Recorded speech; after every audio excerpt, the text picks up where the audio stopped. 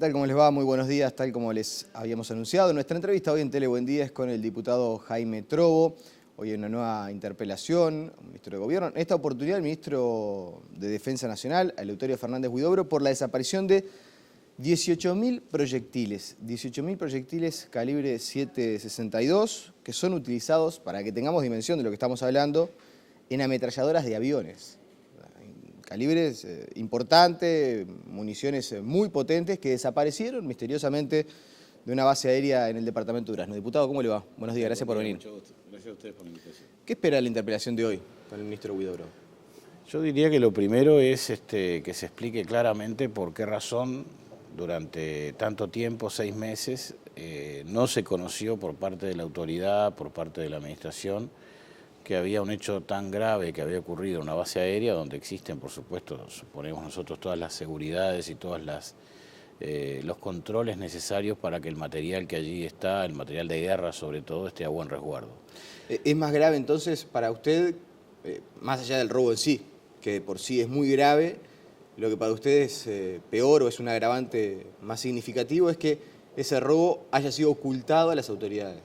Sí, que haya sido desconocido. Yo no sé hasta dónde se ocultó, o sea, no sabemos quién realmente era el último de la cadena que sabía que este hecho había ocurrido, pero lo cierto es que si las municiones están a resguardo en una unidad militar, se supone que no puede ocurrir que esas municiones se termine presuponiendo que están en manos de la mafia brasileña o en manos del crimen organizado o de cierto grupo terrorista. Eso es lo que nosotros no comprendemos. Y no comprendemos porque estamos refiriéndonos no a un ministerio cualquiera, no a una organización del Estado cualquiera, estamos refiriéndonos al Ministerio de Defensa Nacional, que es un ministerio que tiene por su propia organización y por su estructura interna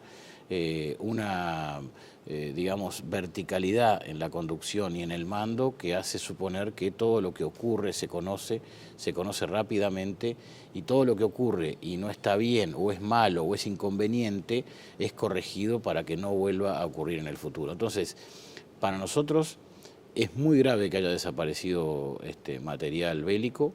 Es muy grave que haya desaparecido en el volumen que desapareció. Fíjense que la discusión es entre 18.000 y 20.000. Cuando nosotros dijimos que habían desaparecido 20.000 tiros de calibre 7.62, el subsecretario del Ministerio salió a decir a las 48 horas que bueno, que no eran 20.000, que eran 18.000. Como si ese volumen, esa diferencia, hiciera a la cosa. Entre 18.000 y 20.000 tiros, realmente creo que la diferencia es menor. Y luego el propio ministro reconoció que el tema había, digamos, tomado contacto con él a partir de una denuncia que nosotros realizamos, que fue, por otra parte, hay algunas informaciones de prensa con algunos errores en las fechas. Nosotros hicimos un pedido de informes el día 9 de junio. El pedido de informes llegó al Ministerio, presumimos, entre el 18 y el 19 de junio. Y lo dimos a publicidad el 21, con posterioridad a la publicación en el diario El País de la noticia, ya con la afirmación de que faltaban decenas de miles de municiones.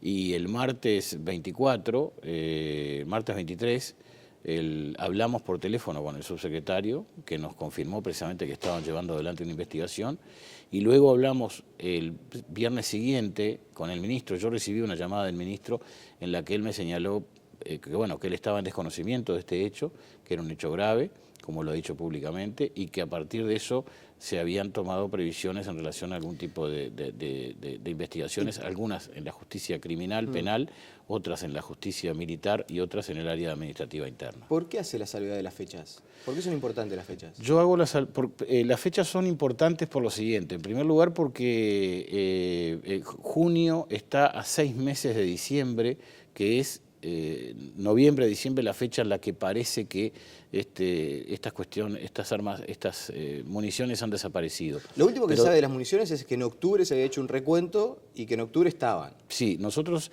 lo que preguntamos es si había recuentos regulares, mensuales, si habían auditorías de esos recuentos y si eso ocurría durante los años 2011, 2012, 2013, 14 y parte de 2015.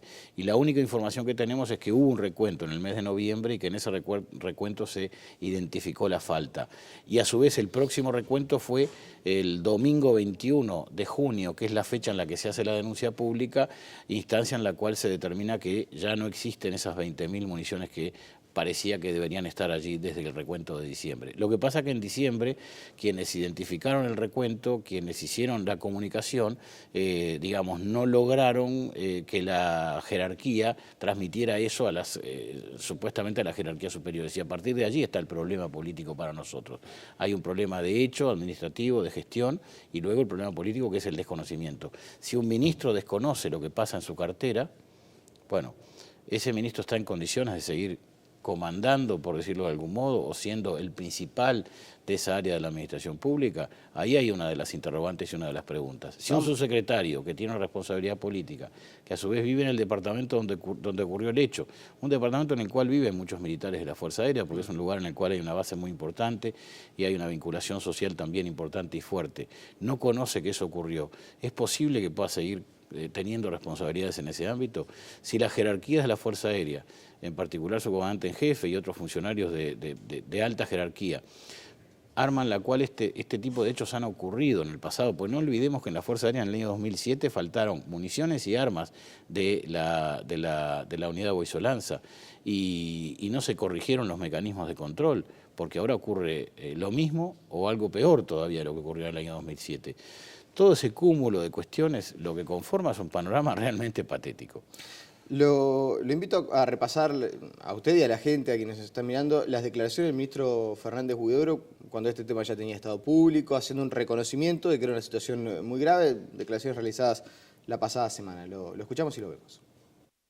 Es una cosa grave, un faltante de munición de esa envergadura. Yo fui el miembro interpelante del señor ministro Bresso cuando desaparecieron municiones en el Arsenal de la Armada, en el año 2001, creo, 2002, ¿no? Así que eso es un tema de suma importancia. ¿Informó tarde sobre esa situación? Sí, no, yo no estaba informado, nos enteramos por el pedido de informe que nos hizo el señor diputado Trovo. Apenas llegó el pedido de informe, no cuando lo publicó algún diario, sino cuando nos llegó el pedido de informe desde la Cámara de Diputados, mandamos a averiguar, constatado el hecho, desatamos todas las investigaciones habidas y por haber, ¿no? Hay una diferencia con lo que sucede siempre. Generalmente cuando alguien de la oposición denuncia, un ministro o una autoridad de gobierno exige alguna explicación, o por lo menos esgrime pruebas. alguna especie de excusa, no sé si llamarlo así, pero sí, por lo pronto tiene una explicación para dar. En este caso Fernández Huidobro dice, no, es algo grave, yo no estaba informado. ¿Esto no le deja a usted en una situación incómoda para la interpelación de hoy? Bueno, para serle franco, el ministro fue sincero. A mí me cuesta decirlo porque el ministro es un hombre controversial. Yo con él tengo muchísimas diferencias respecto de su historia, inclusive de su actitud presente. Pero debo reconocer que el ministro fue muy honesto públicamente diciendo que el conocimiento del hecho era a partir de nuestra denuncia, porque en general se minimiza la actuación de la oposición. Dice, bueno, van a saber cómo se enteró, salen a buscar a ver quién es el culpable, quién fue el cartero, quién trajo la noticia, cosa que muchos se han preguntado también. Entonces me parece que en ese sentido la franqueza y la sinceridad, por supuesto, es algo que debe ser reconocido, sin perjuicio de que la capacidad no se vincula exclusivamente con la franqueza, sino que está en la capacidad, en las virtudes y las posibilidades que uno tenga de desarrollar adecuadamente una tarea, ¿no? Usted va a plantear en el día de hoy la pregunta y la interrogante acerca de si Fernández Huidobro está o no en condiciones de continuar al frente de la cartera de defensa. Yo lo que voy a plantear, en primer lugar, es que se me explique por qué razón esto se desconocía. Eso tiene que tener una explicación. Y ahí puede estar la razón, la explicación de la actitud del ministro. Es un ministro presidente, es un ministro que está presente, un ministro que está cercano a los temas, que está siguiendo los temas. Es un ministro que escucha ruido y no le da importancia. Y los otros funcionarios también, cuidado, porque acá la fuerza tiene un comandante que se supone que todos los días está en contacto con lo que ocurre, con todos sus principales jefes, con los que está conversando, analizando la situación de la fuerza. La Fuerza Aérea está viviendo un momento para nosotros de mucha sensibilidad, nos preocupa. Yo, francamente, en esta instancia lo que quiero transmitir a las Fuerzas Armadas es nuestro respeto, nuestra consideración y la valoración que nosotros hacemos del rol de las Fuerzas Armadas en el desarrollo nacional, en la vida del país. El Ejército, por su parte, la Armada Nacional y la Fuerza Aérea, cualquiera de las tres instrumentos de defensa y de proyección del interés nacional. Entonces tampoco se puede ver, no debe verse, y la actitud nuestra tiene que ser muy medida, esto como un ataque o como una digamos, actitud de minimización de las Fuerzas Armadas. Pero es evidente que la Fuerza Aérea está viviendo un momento crítico, un momento en el cual tiene muy poco equipamiento. Ese poco equipamiento le impide hacer adecuadamente las maniobras que tendría que hacer para estar al día y estar en condiciones. Y si a su vez ese poco equipamiento falta porque no se cuida adecuadamente, porque nosotros no solamente nos limitamos a lo que hemos señalado respecto del armamento, de las municiones. En esta semana se publicó también en un medio, en el Semanario Búsqueda del jueves pasado, un análisis sobre una situación, digamos, preocupante en torno a compras de la Armada Nacional, de la Fuerza Aérea. Sí, se mencionan ciertas irregularidades en cuanto a la compra de iluminación para la pista del aeropuerto de Santa Bárbara. Ahí está, se mencionan irregularidades de la compra, pero también hay algo que a mí me llamó la atención, y es que cuando se recomienda hacer una denuncia judicial respecto de una cuestión que no está clara, no se realiza la denuncia judicial. O sea, ocurre algo parecido a lo que ocurrió con la falta de las municiones. Faltan las municiones, se constata, y eso no se da a conocer, no se investiga. Acá hay problemas con una licitación, hay problemas con una compra, hay carencia del equipamiento que se compró y no se hace la denuncia correspondiente para que se investigue. ¿Por qué esa situación de analogía se da dentro de la misma fuerza durante el mismo mandato? Hay disminución de las capacidades de control, hay disminución del celo funcional para que las cosas se controlen adecuadamente. Bueno, ahí está un poco el centro de la interpelación, más que una imputación directa al ministro. Le voy a ser bastante directo y bastante sincero, porque lo que se infiere de sus respuestas, o por lo menos lo que yo saco en limpio es, usted dice, está claro que las autoridades políticas desconocían la falta de armamento, incluso uno presume también que desconocían esta posible irregularidad en la compra de equipamiento. Entonces, si uno determina que el comandante en jefe de la Fuerza Aérea conocía a la faltante y se la ocultó al ministro, no está en condiciones de seguir en el cargo porque está desconociendo la jerarquía. Y en tal caso, si el comandante en jefe desconocía a la faltante, puede ser incluso aún más grave porque las personas que tiene a cargo no le reportan. Entonces, queda claro que la situación de Washington Martínez parece ser bastante desamparada.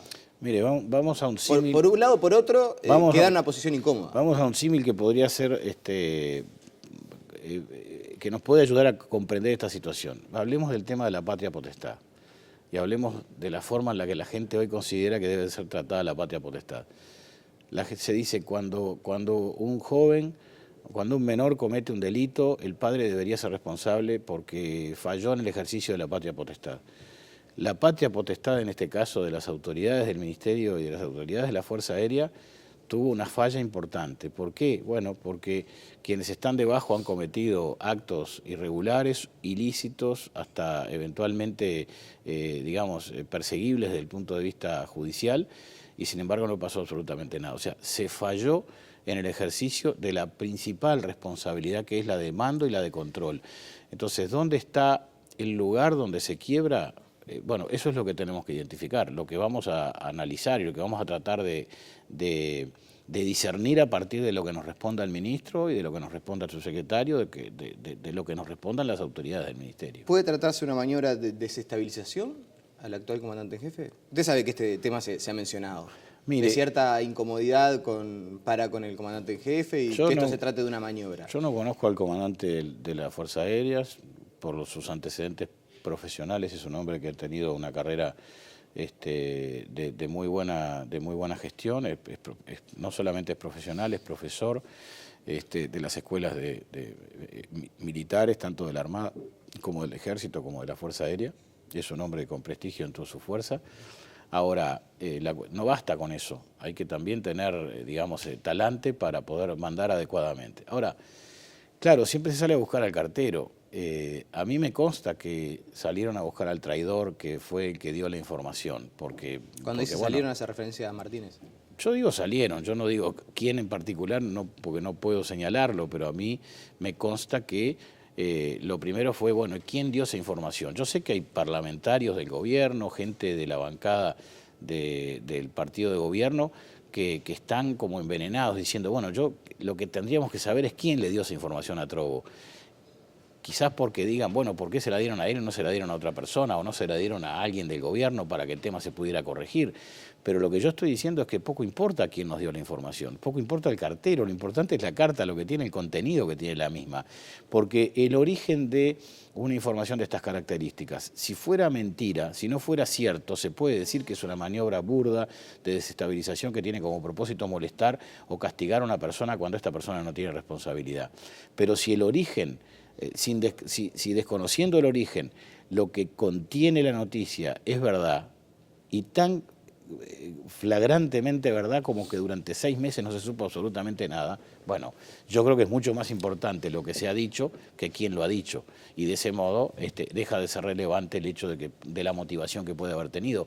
Porque si alguien tenía como motivación molestar a alguien o castigar a alguien con una circunstancia de estas características, de hecho, eso ocurre porque esta persona estaba desinteresada en una cuestión tan importante como esta. ¿Y tiene información, le parece relevante saber qué fue lo que sucedió definitivamente con las municiones, a dónde fueron a parar? Sí, es un capítulo importante. A mí me consta que, por ejemplo, la justicia criminal está muy preocupada con el destino que pueden haber llevado las municiones, que las hipótesis de trabajo son varias, que una puede haber sido el mercado irregular de municiones, que otra puede haber sido la mafia, otra puede haber sido el terrorismo, o la actuación de grupos criminales en otros países. ¿Terrorismo en qué sentido? Bueno, grupos irregulares terroristas hay en toda América, hay en Paraguay, hay en Colombia, hay en Bolivia, hay en algunos lugares de Brasil.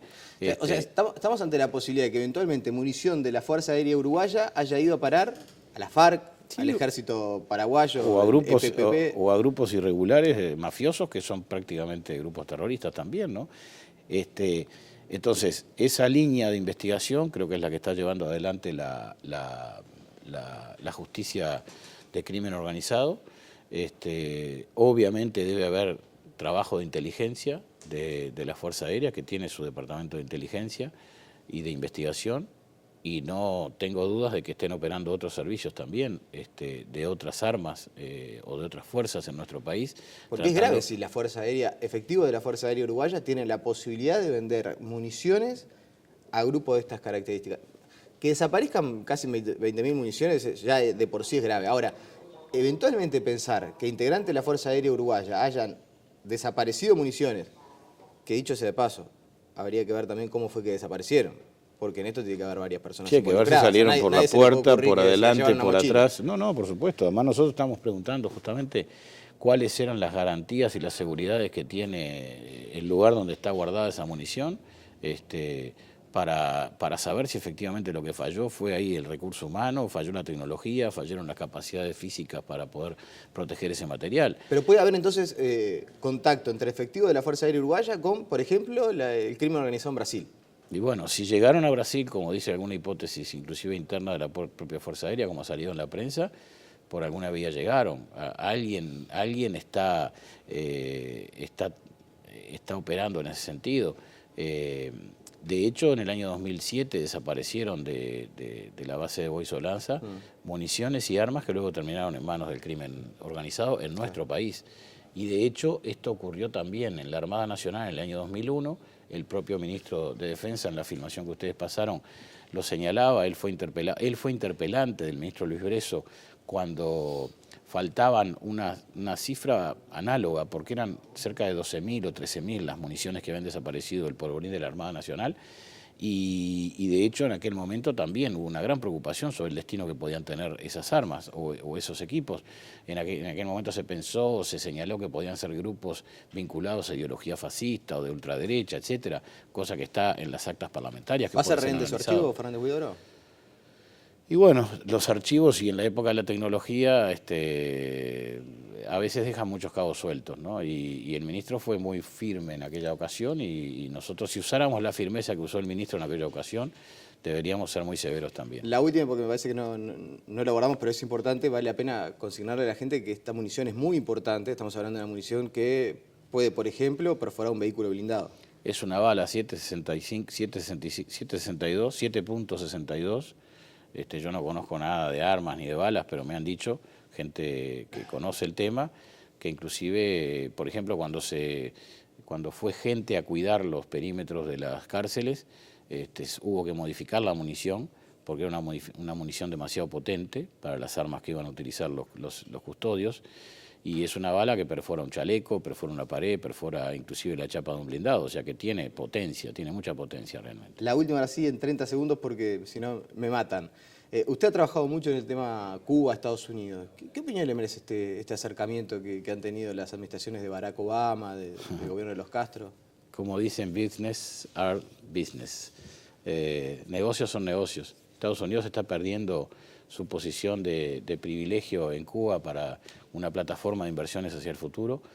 España, Francia, bueno, el presidente francés fue a Cuba, España tiene inversiones muy importantes. Las últimas 3 concesiones de hoteles en Cuba, concesiones oficiales, las hace el gobierno de Cuba a hotelería española. Yo creo que hay un interés decidido en abrir los negocios, en abrir la puerta de los negocios en Cuba.